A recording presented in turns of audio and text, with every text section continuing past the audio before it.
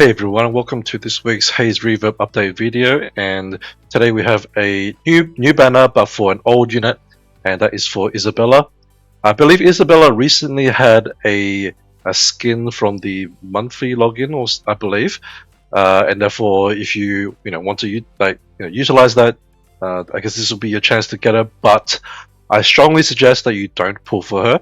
I'll go over a couple of reasons in a bit, but the main reason is that she's not particularly useful. She's actually one of the worst units in the game, I would say. On the JP tier list, she's ranked tier 3, which is quite low.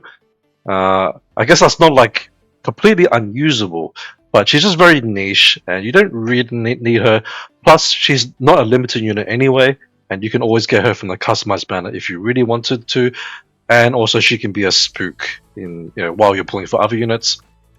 I myself have never actually tried to pull for her.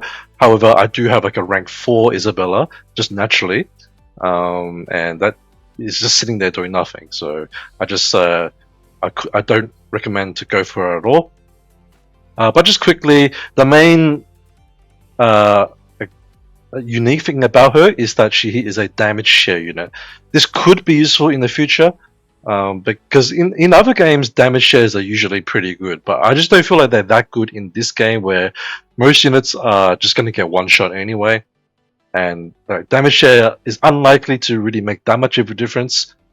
And potentially she could just die to her own damage share as well if they're taking too much damage. So I just don't think she's really worth pulling. Plus, we also have a bit of an announcement in that there's going to be a chapter 2 for the Dunescape Chronicles, the side story we just had. So that's basically the summer event part 2. So there'll be more storylines and also new units coming. And that's sort of what this is in relation to. It's like the preheat event. Basically the warm-up event before part 2 comes out. I'm not exactly sure what this actually added to the game, to be honest. If anyone knows, feel free to comment, leave a comment. I couldn't see anything in the actual event tab. Seaside case files, this was probably something to do with the database. There's only one thing I noticed in the database that I found was if you go to your factions, team member overview, and then you just scroll down right to the bottom, you'll see the Dunescape units that we already have, the first 4 units. Plus, we have a new unit here, which is Her Majesty. I'm actually not sure if this was already in here before. I only just checked it this week, but it does show the data file for Her Majesty, also known as Princess Skadi. And you can also see her abilities here. She's also quite similar to Skadi in that she hits 2 targets like that. And she also does fixed damage. Now this translation is a little bit off actually. I believe this first ability is supposed to be scaling off number of buffs on her, while the second ability is scaling correctly off the number of debuffs on the target. At least that's the translation that is on the JP Wikipedia, or the website. Now she does silence, which is pretty decent. That should count as a debuff, right?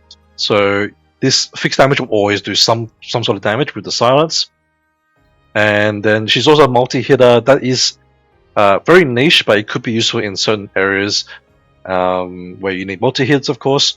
And then she boosts her own attack power, which is great because obviously she scales off attack for the fixed damage. Now on the JP tier list, she is ranked tier 1 for PvP, which is quite good. And I'm a little unsure about for Crusade. I couldn't really see her. I'm not sure she's good, but she might be okay. Probably not though. Fixed damage is fine, but you might at best you'll use her as a support DPS to try to get the target down as close to 1 health as possible before you do your overkill. So yeah, it might be a bit of a niche unit like that. Definitely not a primary DPS, but in PvP she'll be quite good, of course, because of fixed damage. And the only other thing that I noticed for for this week is that we got the new battle pass, and it's going to be a Tina skin, and Tina being a free unit that you'll most likely should be using. I guess you'll eventually phase her out for Maybell, but she does have her niche uses even with a max overlimit Maybell, and therefore you might like to have a nicer skin for her. Looks much better than the base skin. And yeah, that's pretty much it for this week. So in summary, skip the Isabella